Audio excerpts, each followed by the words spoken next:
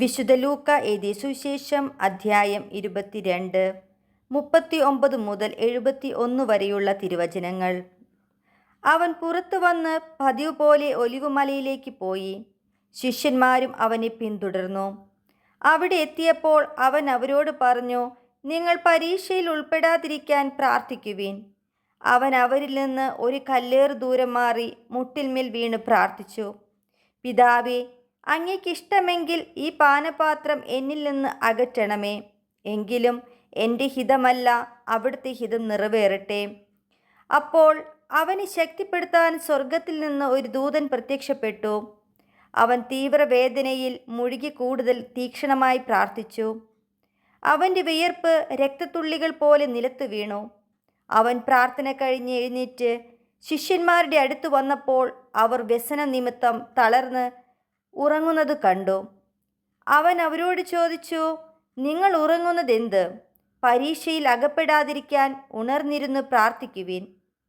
അവൻ ഇതു പറഞ്ഞുകൊണ്ടിരിക്കുമ്പോൾ ഒരു ജനക്കൂട്ടം അവിടെ വന്നു. 12 പേരിൽ ഒരുവനായ യൂദാസാണ് അവരുടെ മുമ്പിൽ നടന്നിരുന്നത്. യേശുവിനെ ചുംബിക്കാൻ അവൻ മുമ്പോട്ട് വന്നു. യേശു അവനോട് ചോദിച്ചു, യൂദാസേ, ചുംബനം കൊണ്ടോ നീ മനുഷ്യപുത്രനെ ഒറ്റിക്കൊടുക്കുന്നത്? എന്താണ് സംഭവിക്കാൻ പോകുന്നത് എന്ന് കണ്ടപ്പോൾ യേശുവിനോട് കൂടെ ഉണ്ടായിരുന്നവർ, കർത്താവേ, ഞങ്ങൾ വാളെടുത്തു വെട്ടട്ടെയോ എന്ന് ചോദിച്ചു. അവരിലൊരുവൻ പ്രധാന പുരോഹിതൻ്റെ സേവകനെ വെട്ടി അവൻ്റെ വലതു ചെവി ഛേദിച്ചു. അത് കണ്ട് യേശു പറഞ്ഞു, നിർത്തൂ. അനന്തരം യേശു അവൻ്റെ ചെവി തൊട്ട് അവനെ സുഖപ്പെടുത്തി. അപ്പോൾ യേശു തനിക്കെതിരായി വന്ന പുരോഹിത പ്രമുഖന്മാരോടും ദേവാലയ സേനാധിപന്മാരോടും ജനപ്രമാണികളോടും പറഞ്ഞു, കവർച്ചക്കാരനെതിരെ എന്ന പോലെ വാളും വടിയുമായി നിങ്ങൾ വന്നിരിക്കുന്നുവോ? ഞാൻ നിങ്ങളോട് കൂടെ എല്ലാ ദിവസവും ദേവാലയത്തിലായിരുന്നപ്പോൾ നിങ്ങൾ എന്നെ പിടിച്ചില്ല. എന്നാൽ ഇത് നിങ്ങളുടെ സമയമാണ്, അന്ധകാരത്തിൻ്റെ ആധിപത്യവും. അവർ അവനെ പിടിച്ച് പ്രധാനാചാര്യൻ്റെ വീട്ടിലേക്ക് കൊണ്ടുപോയി. പത്രോസ് അകലെയായി അവനെ അനുഗമിച്ചിരുന്നു. അവർ നടുമുറ്റത്ത് തീക്കൂട്ടി അതിനു ചുറ്റും ഇരുന്നപ്പോൾ പത്രോസും അവരോട് കൂടെ ഇരുന്നു. അവൻ തീക്കരികെ ഇരിക്കുന്നത് കണ്ട് ഒരു പരിചാരിക സൂക്ഷിച്ചു നോക്കിയിട്ട് പറഞ്ഞു, ഇവനും അവനോട് കൂടെയായിരുന്നു. എന്നാൽ പത്രോസ് അത് നിഷേധിച്ച്, സ്ത്രീയെ, അവനെ ഞാൻ അറിയുകയില്ല എന്ന് പറഞ്ഞു.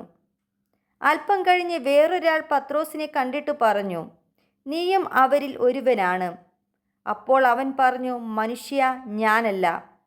ഏകദേശം 1 മണിക്കൂർ കഴിഞ്ഞ് വേറൊരാൾ ഉറപ്പിച്ചു പറഞ്ഞു, തീർച്ചയായും ഈ മനുഷ്യനും അവനോട് കൂടെയായിരുന്നു. ഇവനും ഗലീലിക്കാരനാണല്ലോ. പത്രോസ് പറഞ്ഞു, മനുഷ്യ, നീ പറയുന്നത് എന്താണെന്ന് എനിക്കറിഞ്ഞുകൂടാ. അവൻ ഇതു പറഞ്ഞുകൊണ്ടിരിക്കുമ്പോൾ തന്നെ കോഴി കൂവി. കർത്താവ് പത്രോസിൻ്റെ നേരെ തിരിഞ്ഞ് അവനെ നോക്കി. ഇന്ന് കോഴി കൂവുന്നതിന് മുമ്പ് 3 പ്രാവശ്യം നീ എന്നെ നിഷേധിക്കും എന്ന് കർത്താവ് പറഞ്ഞ വചനം അപ്പോൾ പത്രോസ് ഓർമ്മിച്ചു. അവൻ പുറത്തേക്ക് പോയി മനം നൊന്ത് കരഞ്ഞു. യേശുവിനെ കാവൽ നിന്നിരുന്നവർ അവനെ പരിഹസിക്കുകയും അടിക്കുകയും ചെയ്തു. അവർ അവൻ്റെ കണ്ണുകൾ മൂടിക്കൊണ്ട്, നിന്നെ അടിച്ചവൻ ആരെന്ന് പ്രവചിക്കുക എന്ന് പറഞ്ഞു. അവർ അവനെ അധിക്ഷേപിച്ച് അവനെതിരായി പലതും പറഞ്ഞു. പ്രഭാതമായപ്പോൾ പുരോഹിത പ്രമുഖന്മാരും നിയമജ്ഞരും ഉൾപ്പെടുന്ന ജനപ്രമാണികളുടെ സംഘം സമ്മേളിച്ചു. അവർ അവനെ തങ്ങളുടെ സംഘത്തിലേക്ക് കൊണ്ടുവന്ന് പറഞ്ഞു, നീ ക്രിസ്തുവാണെങ്കിൽ അത് ഞങ്ങളോട് പറയുക. അവൻ അവരോട് പറഞ്ഞു, ഞാൻ പറഞ്ഞാൽ നിങ്ങൾ വിശ്വസിക്കുകയില്ല. ഞാൻ ചോദിച്ചാൽ നിങ്ങൾ ഉത്തരം തരുകയുമില്ല. ഇപ്പോൾ മുതൽ മനുഷ്യപുത്രൻ ദൈവശക്തിയുടെ വലതുവശത്ത് ഇരിക്കും.